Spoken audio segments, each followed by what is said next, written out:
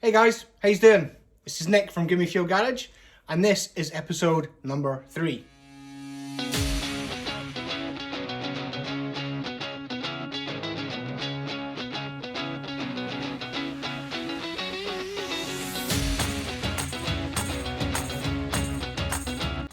In this episode, I want to introduce you to another member of the Gimme Fuel Garage family, and it is Beryl.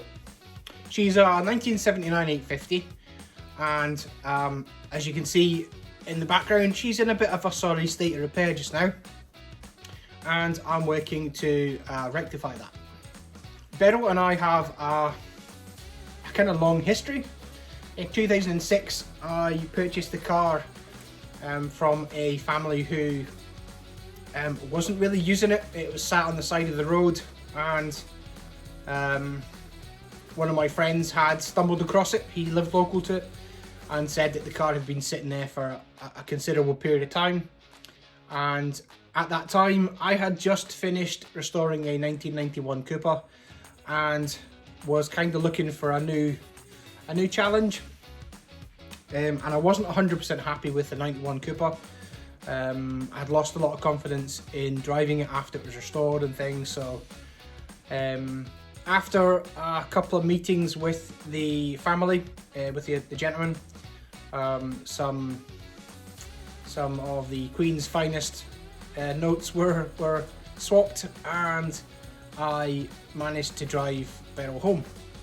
In 2007, I'd been driving the car for a little bit of time. I happened to have a bad accident in Beryl. It involved a couple of other minis. We were out on a little bit of a mini run, and yeah, Beryl came off worse. She was rear-ended. The boot lid, back panel, the fuel tank, everything pretty much of that kind of back seam was squashed quite far forward.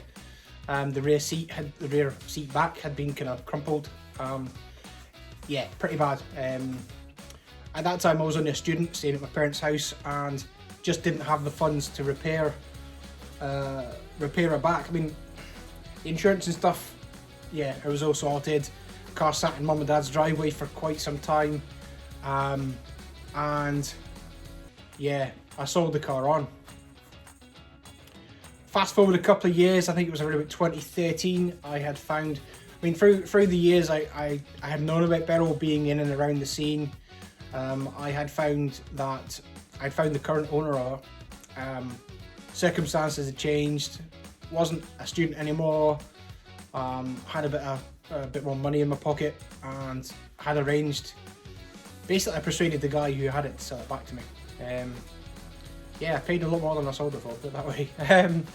Yeah, and she was in a sorry state of repairs. She had been sat outside in a yard at the back of a garage for a number of years, and yeah, the rust had got considerably worse.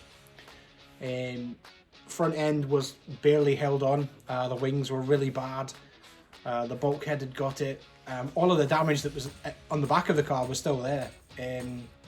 Yeah, sills, inner sills. There wasn't very much left of Beryl that I knew before the accident. So yeah, around about that time, my friend was reshelling a 1980 with a Rover Heritage shell that he had managed to acquire, and this shell that you see here was surplus to his requirements. So I purchased the shell on the basis that it was a better shell than what I had to build Beryl out of. Now, I know there's lots of controversy and lots of everyone will have a comment or something to say about it being, you know, not the original shell and things. But yeah, I'm not in this for financial gain. The car will never leave me. It will get passed down to my family, to my kids. This car's here for life. So it's not being done in any way shady or anything like that. It just basically worked out that this was a better shell to build the car from. Subsequently, the amount of panel work and the amount of metal work that will be involved in this shell now, it's not really giving me much left of that 80 shell originally anyway. So I will show you some pictures of Beryl before I've got a nice shot of Beryl sitting on the start-stop straight in Knockhill Racing Circuit. Back when we managed to persuade the security guy in Knockhill Racing Circuit to let us on the track for a little bit. So Bez has required some quite a bit of work. And when I purchased the shell back, the thing I was most excited about was the fact that it was a shell that hadn't had very many repairs to contend, for me to be able to contend with. There were a couple of patches here and there, but the majority of the shell was original. So it was an ideal base for me to start with. I started out with the principal sum of I didn't want to put any patches on the car, and I wanted to try and replace as many panels as I could to make it as original as I could without repairing, if you know what I mean. So a full heritage floor had been purchased, a heritage boot floor, rear arches were purchased. Yeah, that was an expensive panel bill. 2 inner wings were purchased. I've got the other one hanging from the ceiling somewhere, which will soon be put in place of here. I've got 2 Magnum wings. 2 Magnum wings, a Magnum front panel, and a heritage scuttle to go on as well. They're again hanging from the ceiling up in the loft. And yeah, I'm slowly but surely just working away at trying to repair this car, repair the shell as much as possible. And on the channel here, this is really going to be used to document this restoration, really. She will have the original engine. She's an 850. Plans are afoot. I don't really know what I want to do with the engine yet. I want to try and keep it as original as possible, but I do remember I've got fond memories of the 850 not really having too much puff, so I'm not too sure what I want to do with that yet, but we'll figure that out. I'm currently working on the doors. These are Beryl's original doors. I've used eBay hinges, and I had to modify them a little bit to get the doors to kind of sit where I wanted them to sit. I've still to fine tune the fitting of the doors just now.